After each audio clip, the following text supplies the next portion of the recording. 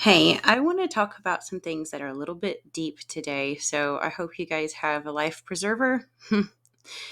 I want to talk about the order of the cosmos, maybe get into Pluto and Aquarius versus the age of Aquarius because people seem to be mistaking the two.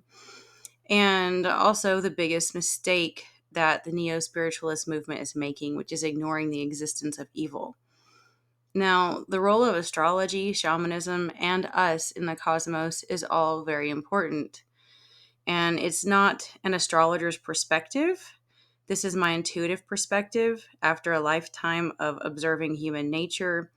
I do a lot of emptying of myself and ego and what they call in modern shamanism chalicity, where you are the grail, you are the chalice, and you fill yourself with living water. Now, in shamanism, they would say you empty yourself to allow the wisdom of nature to enter you. And I am one with the almost pagan belief that nature and God are one, even though that's not technically pagan. And also, I have a Scorpio ascendant and Pluto in the 12th house. So add that with my Aquarius sun and stellium, and I really understand those dark aspects of Pluto, and I see the effects of it in the world. Some astrologers mistake Pluto in the 12th house for me not being able to see myself. Now, there will be certain aspects I can't see, but that happens to everybody. But what I can see with Pluto in the 12th house, with it being the ruling planet of my ascendant, is the secret quote unquote sins and crimes of other people. I can see through them. I can see what they're hiding. And it doesn't always work. I'm not foolproof, but I can better than most. And I can see what society is ignoring. The elephant in the room everyone pretends is not there. The toxic amnesia that not only narcissists have, but the enablers, where they pretend everything is fine because it makes life easier. And this Aquarius stellium of mine helps me to understand the longings of Aquarius. You know, right now we have a bunch of elites telling us that the age of Aquarius is all about AI, and I have to disagree. I think Pluto in Aquarius does, though, because Pluto is going to bring out the most destructive aspects of Aquarius.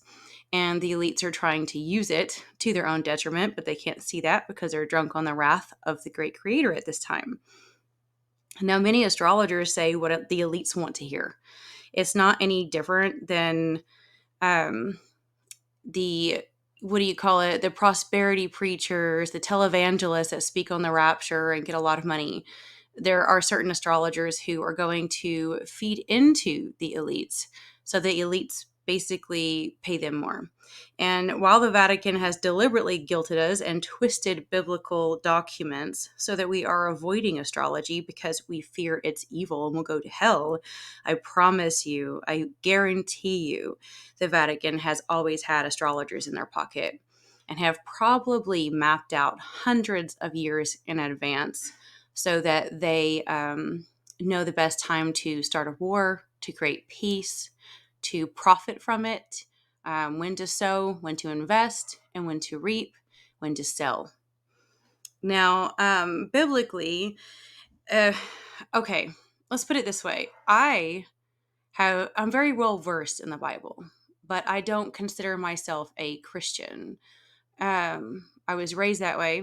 I do believe in Christ, but I find myself a little bit more heathen every day.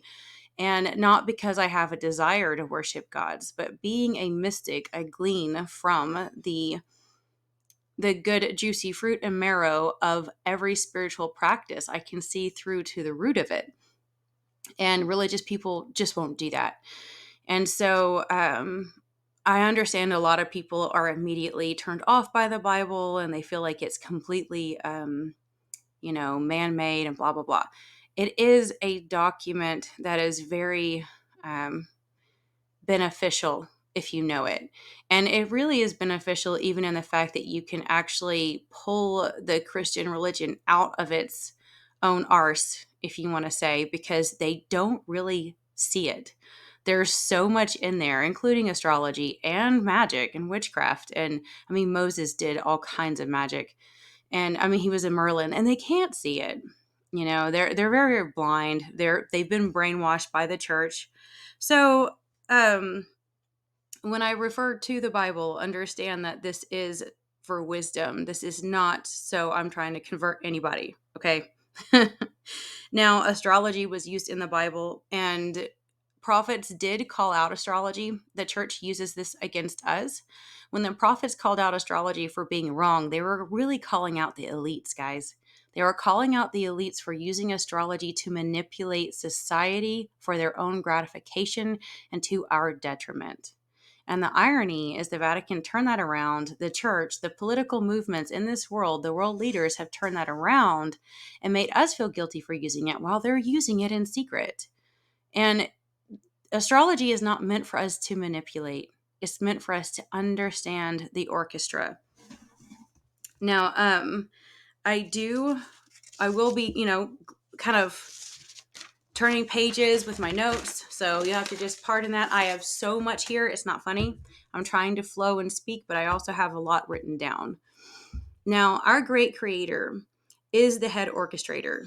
There are no accidents. He is the conductor, right?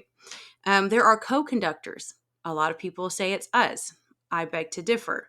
These co-conductors are the celestial beings. They are what you would say are angels and higher spirits. There's all kinds of heavenly spirits mentioned in the Bible besides angels. And all the ancient people saw the correlation between celestial beings, including the Bible, planets as entities. Saturn, Pluto, all these things are considered entities, not just planets, right? And so these things are co-orchestrators, co-conductors, and they're making this song. You can't hear this song on the ground floor, guys. I've heard it twice. And strange events. You hear NDE people when they go to heaven, they hear this song, this beautiful song you cannot explain. This orchestra that God, great creator, is making is stunning, but we can't quite understand it from here. And these co-conductors are pushing and pulling, right? They're making the music. And so we're not allowed to see or know all the forces doing it. Some of them we can by looking through astrology. And so if we're disconnected and disorganized, the cosmos, the order of the cosmos won't make sense to us. And right now, as a society as a whole, most of us are disconnected. Most of us are disorganized. Most of us are not aware of what's going on. And here's my big thing is, as what people call co-creators, is really more of either you can play an instrument or you can be one. And it's your choice. Either you can choose to play the flute, play the fiddle, or you can be played like a flute or a fiddle. Okay? So whenever you're stuck in addiction, when you're stuck in selfish lust of the flesh, of what you want, of selling out so that you can get that job, and so you can be liked at church, and so you can be liked in school, and so people will, this and that. If you are ignoring the call because it's convenient, because money means more to you, reputation means more to you, your addiction to drugs, alcohol, sex, porn, food, gluttony means more to you, you're not going to make it. So you're basically just, you're the flute. You're being played, okay? You're being played by probably dark forces, to be honest. Now, a lot of us, I'd say a huge majority of people, they are being played. And sometimes good, sometimes bad. And it's so sad because a lot of people don't know who's playing them. And I think good and evil are constantly fighting over who's playing you. Or you can choose to play an instrument yourself. You can choose to actually consciously make music too. And if you do that, sorry, I have such bad brain fog. So if I glitch out, y'all will just have to be patient with me. This is so deep. I have so many notes on this, and I'm coming down off of prednisone. And this is not easy for me. But I need to do this because this needs to be done. I'll just say that. Now, if you are playing music, how can you do that? Whether you are in a church and you pray, like when a group of people pray, that is actually moving energy. When you are doing what they call witchcraft, which most of it is not, That's for another day. But if you are doing rituals or you're putting things together to move energy in a direction, you're playing the music, you're playing the instruments. You have to be actively engaged. Where if you set intentions and you back them up, you're being engaged and you are playing the music. Now, it's important for us to participate because if we don't, we're basically just going to become collateral damage. And sometimes, you get played by other people too. Now, let's see. I want to see where my notes are because I'm telling you, I have so much written down. It's not funny. Okay. Now, here's the thing that kind of gets me is you have this toxic positive movement who is constantly saying there's no such thing as evil and you're co-creators and you can create anything that you want. And it's kind of sad because when you try to only create what you want, you miss the organic relationship with your maker. It's good to want to create, but it's also good to allow things to also bloom organically. It's good to guide energy, not force energy. That's what I kind of think a true spell is forcing energy. When you're guiding it, most people that do witchcraft today are doing more of just ritual and medicine work because they put in fail safes to ask for the highest good of all. True dark magic doesn't do that. And to be honest, even what Moses did in the Bible, sometimes I thought was very, very dark magic because he would curse people and he never put in any fail safe. And it was pretty dirty at times.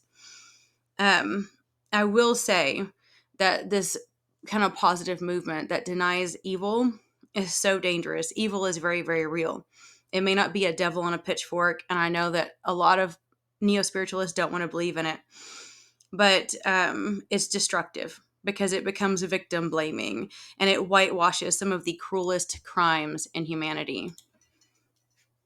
All evil is are spiritual beings and people who choose to disconnect from love to gratify their desires to the detriment of other living things. God is love. Creator is love. There have certainly been fallen angels and entities we don't understand who willingly choose to leave truth and love and benevolent roles to do what they feel like doing. Many spirits and entities and angels and humans who are just in a meat suit, basically, we're just spirits in a meat suit. We go after selfish desires. And when that happens, you cut cords with your maker. Now, we've all been guilty of it from time to time, but when you become truly evil, you have cut all ties to love. You've completely severed it. There is a point of no return where you cut all ties. And it's not that God cuts it, the creator cuts it, you cut it. The spirit, the entity cuts it because it's going after what it wants. And what it wants is against love. Eventually that cord snaps. And when it does, there's no going back because you will never understand love again. You have to be connected to that pulse and that vein of blood, life source, living water feeding you. If you're not, you won't even know that you missed it. It's too late. You're done. You're toast. And the depths of evil that you can sink to are so much deeper than we dare fathom to keep our sanity, to be honest. And this is why pop culture wants the toxic positive world that pretends that evil isn't real. They're just basically spiritually, emotionally immature. We have an epidemic of groupthink narcissism and social conditioning that makes us run from it. Now, here's where we come to a pinnacle. And you have to understand that the sword of the spirit, the double-edged sword of the spirit, is so sharp that it does divide joint from marrow and the soul from spirit. So this is going to be hard to understand because it seems counterproductive and conflicting. And let's see. Okay, now, sorry, I'm looking at my notes. Where is it? Okay, yes, I'm kind of at the whole cultural conditioning thing. Sorry, I'm looking at some things. And if some of you don't like it, get over yourself. My God. Um, I know, sorry. I just know how some people are. They're so blah, blah, blah. Okay, yes. See, a big problem too is with this conditioning. How are Christians going to know the role in the cosmos? okay, because they're denying it. They've been brainwashed to deny it. Now, even in First Corinthians, it talks about how you aren't ready for spiritual teachings, and that's why they're fed milk. And then most of Christ's teachings were very, very basic. He knew most humans couldn't handle more at the time, and there's no excuse for it now because the time is now to change.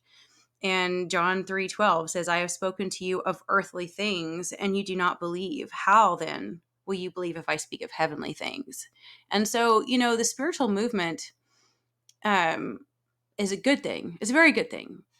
But um, they're still kind of in infant stage, okay? We are becoming a more spiritual race. The problem is being infants in it, we're still afraid to face evil.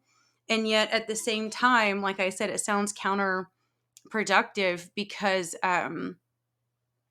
people will say when they go to heaven with near death experiences that they're told that there's no judgment. And let me see, only love, right? Which we know is pretty much true.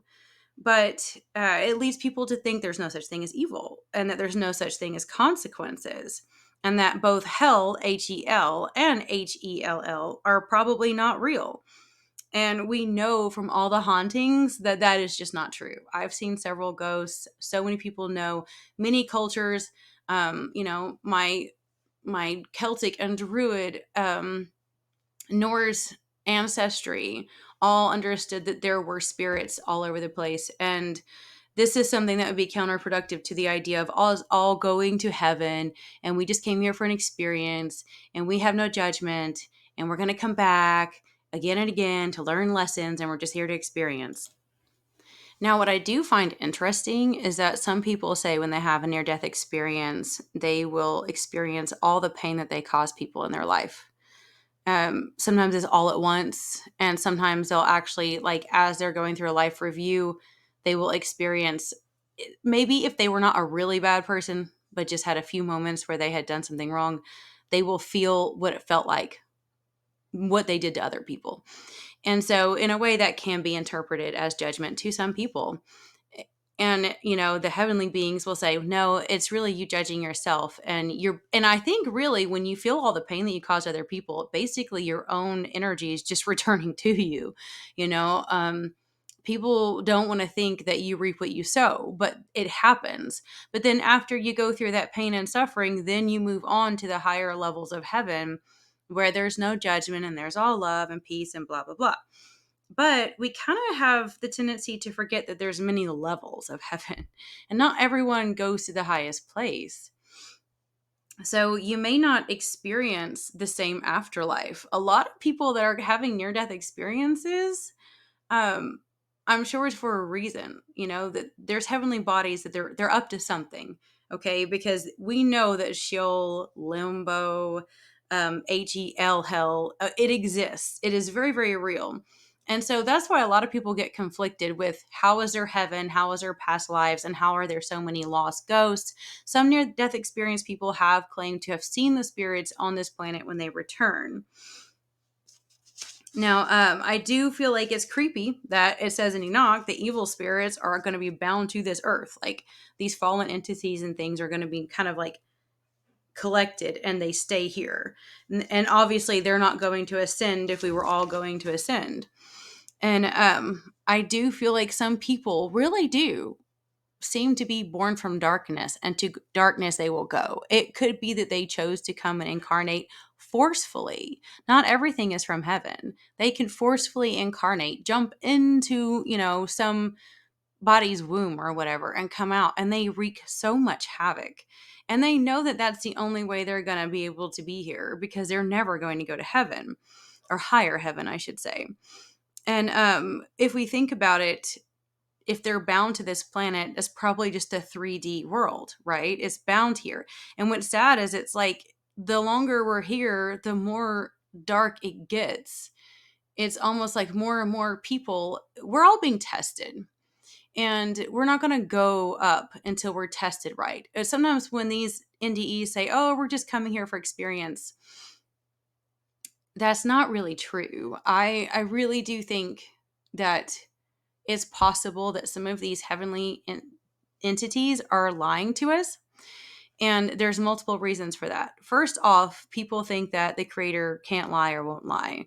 And it says in the Bible that he's not a man that he should lie. But there's also the trickster side of the great creator, even in the Bible, where he says, what heavenly spirit here is willing to go down there and lie to him so he gets himself killed? Talking about a king that he didn't like. Now, it's very obvious that God will send spirits to lie to people. And I think it's possible that for us to be fully tested, we have to understand, we have to go through all things for this song and this orchestra to play out, for the climax of the end of days to play out even. We have to go through a phase where we think that there is no judgment, because how are we going to be fully tested if we're only doing good because we're afraid of getting in trouble? I've seen some people firsthand that seem to get worse and worse in every lifetime, or worse and worse by every year, and they don't get better. So it's almost like the longer they're here, the less likely they are to make it, to actually rise up to the highest elevation. And there's a huge reason why NDEs tell people that there's no judgment too. It's useful. And also it's you know what's weird? I want to put this in here first. NDEs will say that it's more real than here. And I mean, people that go on the DMT and the acid trips in ayahuasca will say the same thing. And so that kind of doesn't really work in the whole scientific field, even though we know NDEs are real. But when you're in a dream world, like when I'm in dream time, that dream world is more important than this waking life. It feels more real when I'm there. And then when I'm back here, this feels more important. This waking life is secondary when I'm in dream time. So that doesn't really account for them acting like it's more real or more important, or that this world is a simulation and this world is not real enough. But here's the reason why I feel like they say that there's no judgment too, is in a way it could be a lie. Okay, I'll get into that more later. But also because the law does bring sin and death. And nobody has ever gotten over alcoholism or addictions or gluttony by focusing on it. You have to replace it with something else. The more you sit there and look at it and pick at it and obsess over what you're doing wrong, the more you're going to let it ruin your life. Because in a way, you're still feeding the bad wolf when you do that. You have to actually choose to replace those strongholds in your mind. It is a scientific fact that you build these strongholds, these dark trees in your brain, when you have some kind of an addiction or some kind of a flaw that you know is dangerous. The best way to overcome that is to replace it with something better. And so I think in a way they're doing us a service by saying there's no judgment, because you have to let go. Clinging is a big problem. Even Buddha talks about unbinding. Jesus talks about don't worry. You have to let go. In shamanism, there is that telicity, that emptying of self and ego, so that you can be filled with something bigger than yourself. And so if you're focusing on judgment, it might actually make you act up more. I've seen people firsthand too it's like they have two modes. They have animal mode. When that animal mode kicks in, their soul is like gone. Like it's almost like they're possessed by animal-based instinct. And they completely give over to the lust of the flesh, whether it's gluttony and you watch someone literally devour like 4 people's worth of food in under 10 minutes, and the look in their eye is like raving possession. Like there's no soul there. Same thing when it comes to like alcohol or sex or something. These people, it's like their soul is gone. But then when they come down off of that, it's like they're lucid again. And they spend all of their waking time walking around shaking in a nervous fit of, what do I do to fix this? What do I do to fix this? How do I fix this? Da, da, da, da. But yet they don't want to let it go. They know deep down they don't want to let it go. It becomes a really vicious cycle. So letting go of the fear of judgment from the outside and learning that you are your own worst critic and your own worst enemy might be able to help you to let go and let you have an ego death, which is vital if you want to let go of the things that you're doing that's preventing you from ascending. This is why I think the toxic positive movement finds so much strength in running from anything quote unquote negative. The problem is when they allow others to be victimized so that they can feel good, they're also negative. They also become evil themselves and don't even see it. There is a time for peace and there's a time for war. There's a time to fight for those who have been harmed.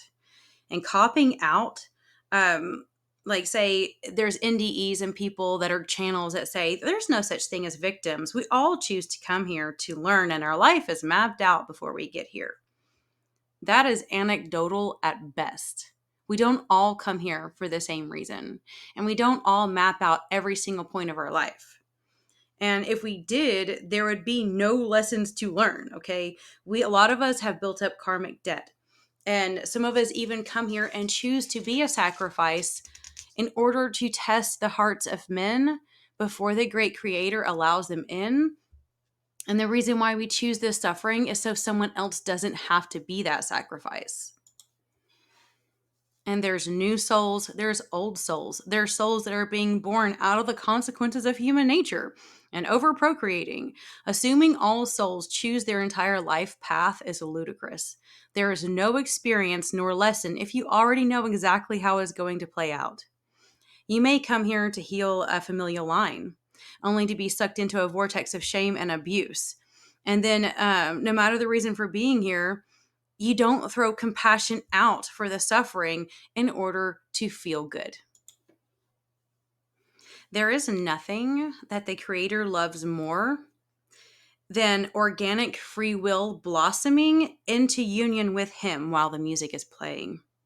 There is no there are co-conductors often acting as judge and jury, to our rational mind, okay? But it's more so because of our struggles and pain. And that in itself isn't even judgment as much as consequences. If we look at the world's wars, if we look at the Great Depression, and we look at even COVID, if we look at the astrology and how these co-conductors squeeze us and pressure us, it's almost like many of us throughout history have felt like we're being plowed over by the fates. And it's really hard whenever we feel like we're clay being broken up. And free will hardly seems plausible when the horses are treading over us. I think a big problem is that a lot of the positive spiritual movement has this assumption that because everything's mapped out and there are quote unquote no victims, that everything is okay and allowed. They're not making room for the testing of free will. They're not making room for the orchestra. And there isn't just a song that's already predestined, okay? We all have crossroads. We all have choices in the here and now. And it does certainly determine how and will, sorry, brain fog again. It kind of will determine like how and where you will go eventually, right? Now, when we make a true free will choice out of love and courage and selflessness, heaven sings with shouts of joy as they see you not only moving towards a finish line. It's so much more than just that, because it's not just about finishing. It's about that song. It's the creator being overjoyed that you're creating something new with him. You're choosing to create something new with him out of free will. Everyone wants to know the hour and the time of the end, but nobody knows because it's going to be organic. Now, the creator knows all, and yet he watches the unfolding story. The great revelation is that we have to wake up from our stupor and choose to participate willingly in the free will.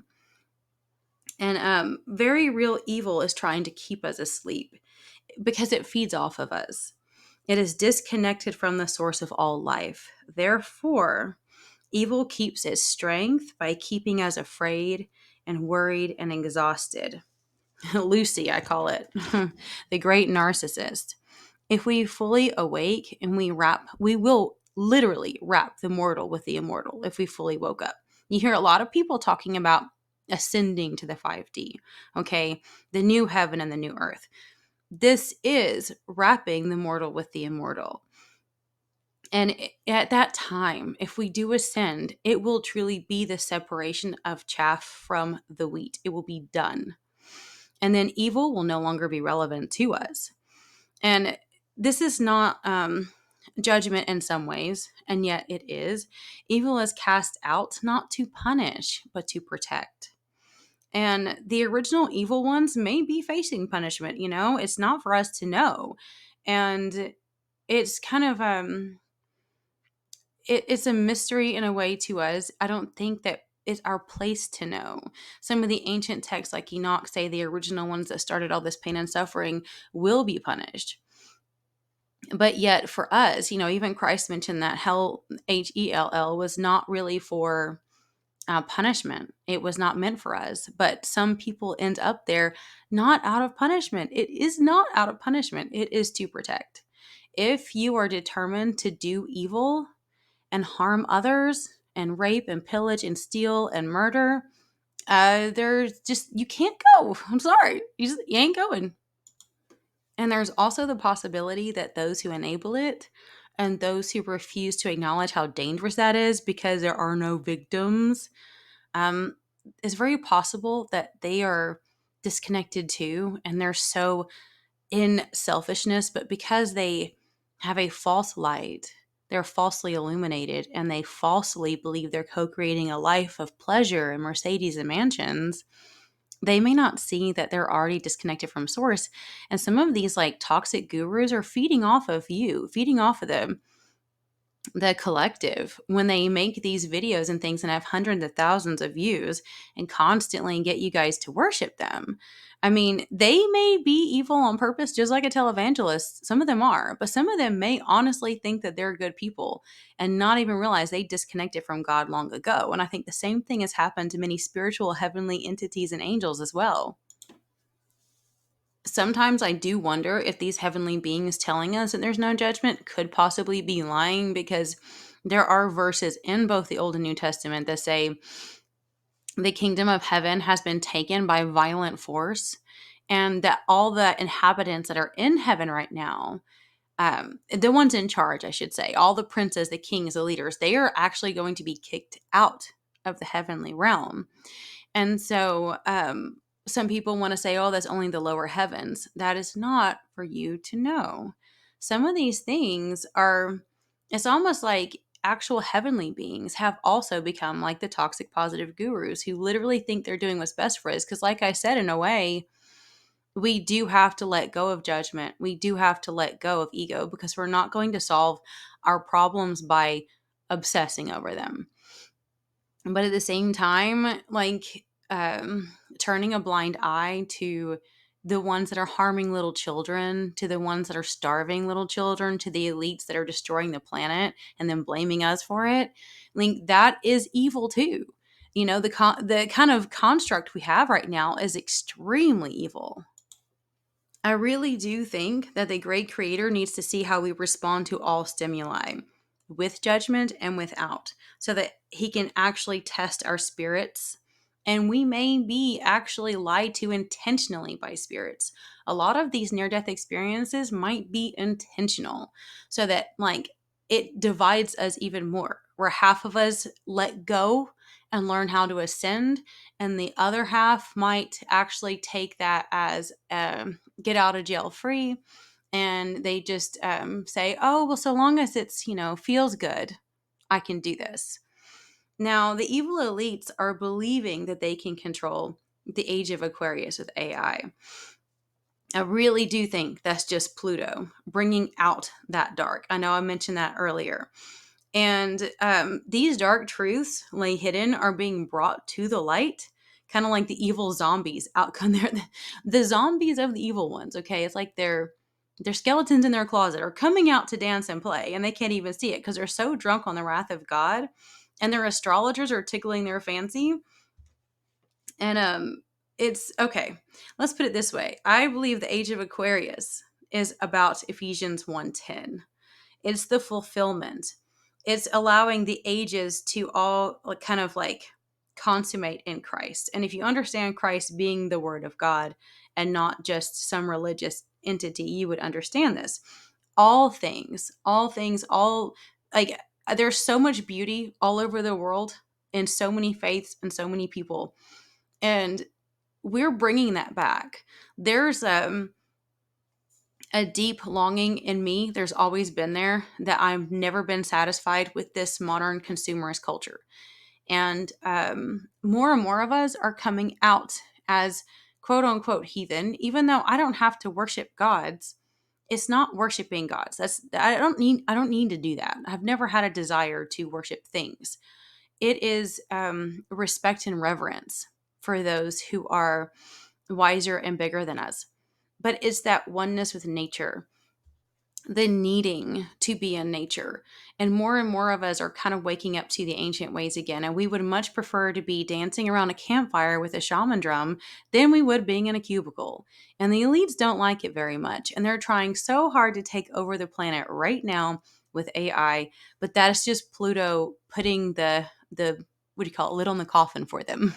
Because the Age of Aquarius is about shamanism. It is about chillicity. We are the Holy Grail, okay? It's in us. It's us. We are the Grail. We can be full of living water.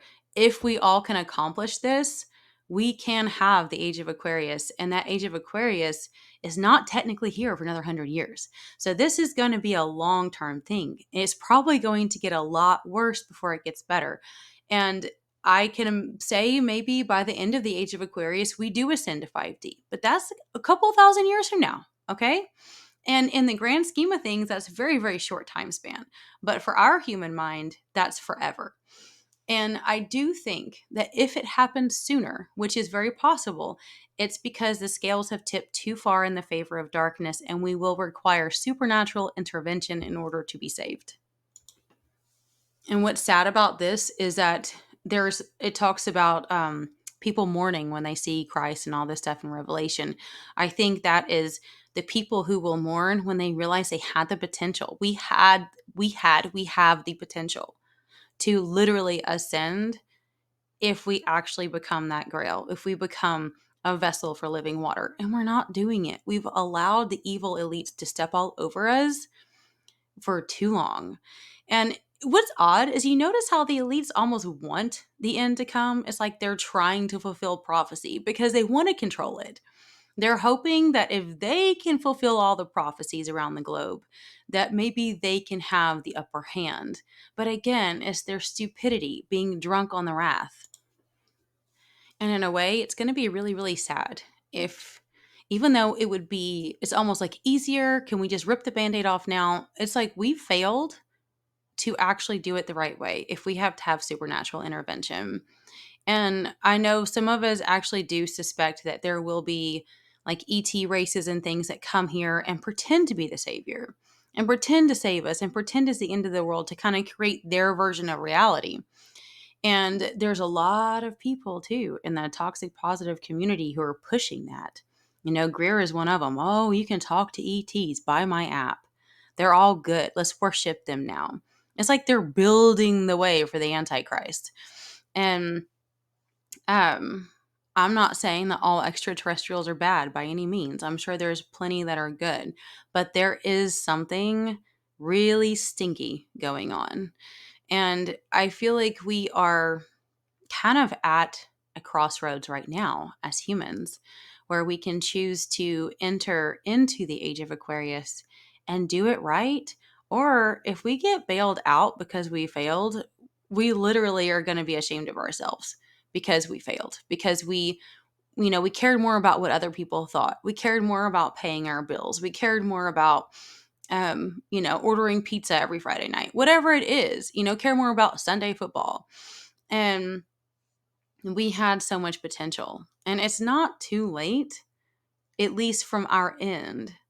And the song is still being played.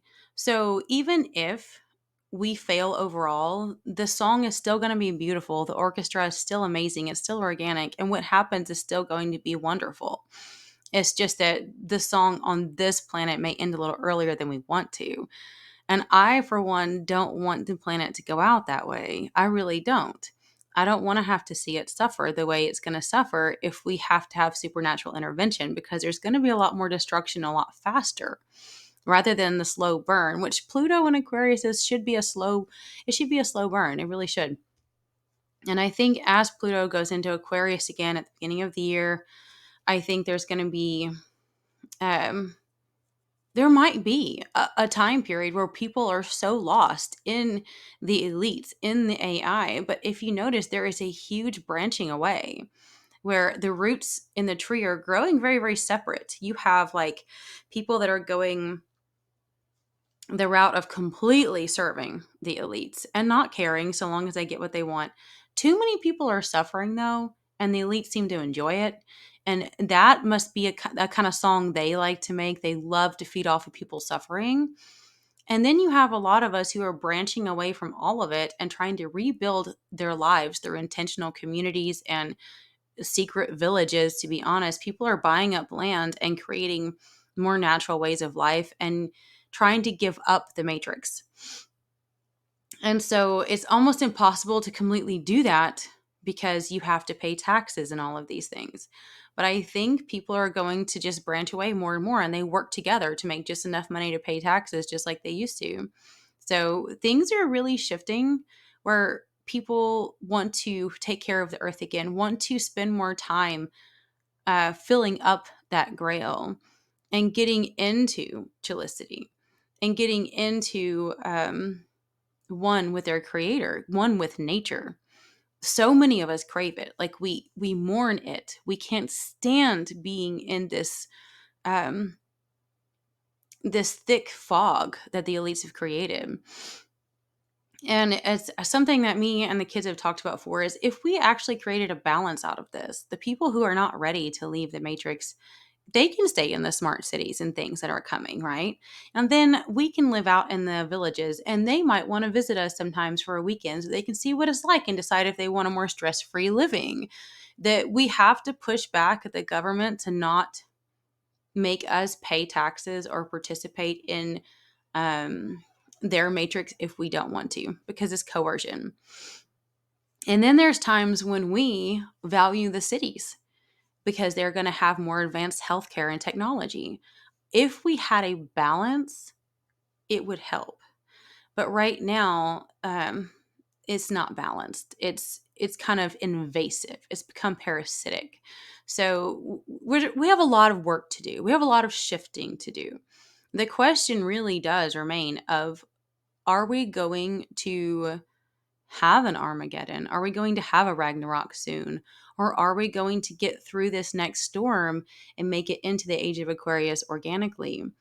And so I feel like we have definitely a role to play. We have to choose to play it consciously and no more of this, what would you call it? Like peddling, and no more kissing butt to those who peddle only positive stuff. We have to understand reality for what it is. And of course, to the typical matrix, like asleep person, everything that I'm saying is absolutely crazy. Even to the typical religious person, they would be like, "Oh, you can't do these things. You're going to go to hell. I'm only saying this because I care about you." And I'm like, no, no, no, no. You're so full of pride and ego, you can't see it because there is no law that can come up against the law of love. If what I do is by love and for love and through love, you don't have to like it. You're not my judge and jury. You're just not. You are condemning yourself when you condemn someone who's acting through love. And so I don't care if you call it Wicca. I don't care if it's ritual. I don't care if it looks pagan or heathen, what have you. If it's astrology, if it's crystals, if it's tarot. If you're doing it by love and through love, rather than for manipulation or selfish gain, there is no law that can come up against it because it is through the creator. And so there is this need to clear that quote unquote miasma. I think that's the term they use. It's not a real word. It's because there's no English word. Chillicity too. There's no English word that they have in shamanism. And if you want to understand that better, there's a podcast that has way more viewers than me, I'm sure. Woven Energy, and it talks a lot about shamanism. And I glean from that as I do many things. And it's very true that this miasma, that this religious one that people are in, the political one, the matrix, if you will, It's destroying the ability to play in the orchestra effectively. You have to empty yourself and you have to realign with nature and your creator in order to do this right. And I guess I'm going to wrap things up. That's all I've got for you right now. I do apologize for the moments where I glitch out, where I have brain fog. I know, like earlier, I'm like, get over yourself. It's not to anyone personally who is, actually actively listening. I'm kind of more directing that towards those people out there, the ones that have really short attention spans, and they start yelling at the video as soon as they don't get that. They're addicted to being fed. There's these people who are addicted to being fed from content creators. Give me more, give me more, give me more. And if it's not fast enough, if it's not bright enough, if it's not in your face enough, they want to go on to something else that feeds their adrenaline, that feeds their dopamine. And I know, like, even with my tarot videos, I love doing tarot. I want to do more. I like doing it to help people on a smaller scale. Like this, it would help people on a bigger scale, even though no one's like hardly listening to me now. Maybe no one ever will. But I know that it's going to be relevant in the future. And then I'm going to be saying, I told you so. But like people that watch tarot, a lot of them watch it for the wrong reason. They watch it, they get addicted, and they have to watch it night and day and night and day and night and day. So the algorithm wants to give them what they want. So they want to give them tarot readers who are popping out videos every day, multiple videos a day. The problem with that is that it's the same old song and rhyme after a while.